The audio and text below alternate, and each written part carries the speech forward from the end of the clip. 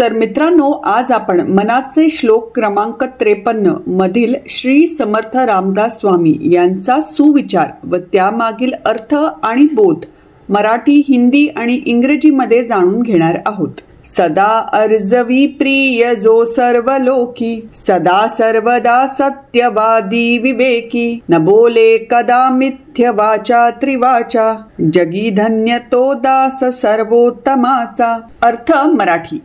या श्लोकात रामदास स्वामींनी मनाने कसे आचरण करावे याबद्दल सांगितले आहे की जो निष्कपट व सरळ वागण्याने नेहमीच सर्वांचा लोकप्रिय होतो, जो नेहमी सत्याने व विवेक बुद्धीने वागतो, जो कधीही खोटं बोलत नाही आणि ज्याच्या बोलण्यात विसंगती नसते, असा भगवंताचा भक्त जगामध्ये धन्य आहे। मित्रांनो, सरळ मार्गाने चालणारी व कपट बुद्धी नसणारी माणसे ही कोणालाही त्रास देत नाहीत। ते स्वतः बरोबरच इतरांच्या कल्याणाचाही विचार करतात। त्यांच्यातील हे गुण त्यांना लोकांमध्ये प्रिय बनवतात। पण याकरिता मनाचं व विचारांचं शुद्धीकरण होणं गरजेचं आहे, ज्यामुळे आपल्यातील सत्य आणि असत्य यातील फरक करणारी विवेक बुद्धी जागृत होते व आपली सर्व कर्म सत्यावर आधारित होतात। आणि जिथे सत्य आहे तिथे खोटं व असत्य टिकत नहीं।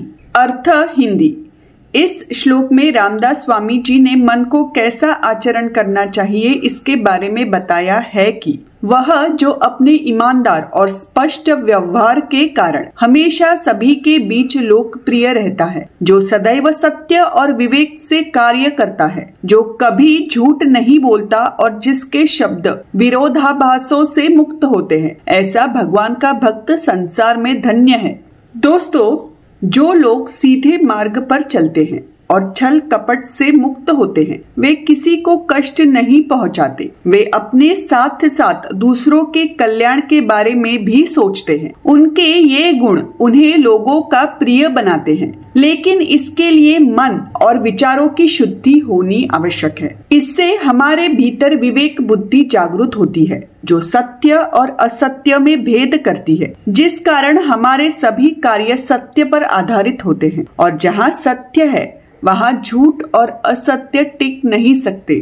अर्थ English. In this shloka, Ramdas Swamiji has talked about how the mind should behave. He says, one who is always popular with everyone due to his sincere and straightforward behavior, one who always acts with truth and discretion, one who never lies and whose words are free from inconsistencies, such a devotee of God is blessed in the world. Friends, people who walk the straight path and are free from deceitful minds do not cause trouble to anyone. They think about the welfare of others as well as themselves. These qualities in them make them beloved by people. But for this, purification of the mind and thoughts is necessary. This awakens the discerning intellect within us, which differentiates between true and false, and all our actions get based on truth, and where there is truth, lies and untruth cannot survive. तर मित्रांनो, आजचा हा video तुम्हाला आवडला असल्यास हे संस्कार व सुविचार लोकांपर्यंत पोहोचवण्याकरिता तो नक्की शेअर करा आणि मैत्री दोस्ती कॉर्नर हे चॅनल जरूर सबस्क्राइब करा। धन्यवाद। राम कृष्ण हरी।